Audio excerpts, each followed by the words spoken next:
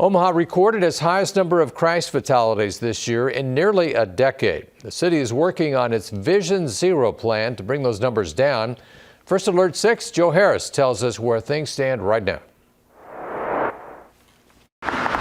In 2015, Alejandra Jimenez lost her brother Hector Jr. in a motorcycle accident. It was really a defining moment in my life, a moment that shattered my world, and not just mine, my whole family's. This year, the city has seen 42 crash fatalities, the highest since at least 2015. It's shocking because I feel that as a community, it's our shared responsibility to take care of one another. This also happens to be the first year the city is implementing its Vision Zero plan. It's aimed at reducing traffic deaths in the city to zero. Safe Omaha Streets co-founder Trinity Wade says she doesn't see this year's fatality numbers as a reflection of the city's efforts, and instead says it signals how important the plan is. There could be correlation, but no causation. It shows the absolute need for all the work that's being done, and hopefully will continue to be done with Vision Zero at the city level. The Vision Zero plan includes 25 policy and strategic recommendations. The city says in year one, they implemented around a dozen of them and completed 4, including the creation of a fatal crash review committee. We would actually send them the actual crash reports for each crash that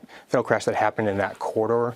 So we would be speaking specifically to each crash and talking about the specifics, again, what led up to that, and if there are any holes in the safe systems that we see could be addressed. That committee will consist of 5 people appointed from different fields like police, fire, planning, and public works. Subject says those 5 names haven't been finalized yet, but they're aiming for their first meeting to be in early 2025. Trying to look at it from different angles to have the best type of an outcome for recommendation purposes. A priority they're still working on is the Safe Routes to School plan. Subject says it would identify a process to streamline finding safety improvements for Omaha schools. Depending on what's appropriate for each school, they could involve traffic lights, stop signs, and medians. All the tools are available. It's even connection to sidewalks, so maybe there's some missing sidewalks that need to be built, or safety improvements, or just marked crosswalks or better connections for those sidewalks, so reducing crossing distances. That plan will likely be done in late 2025. In Omaha, Joe Harris, First Alert 6. Safe Omaha also pushing for Omaha police to add more traffic enforcement personnel. They also believe change is needed at state level to decrease traffic deaths.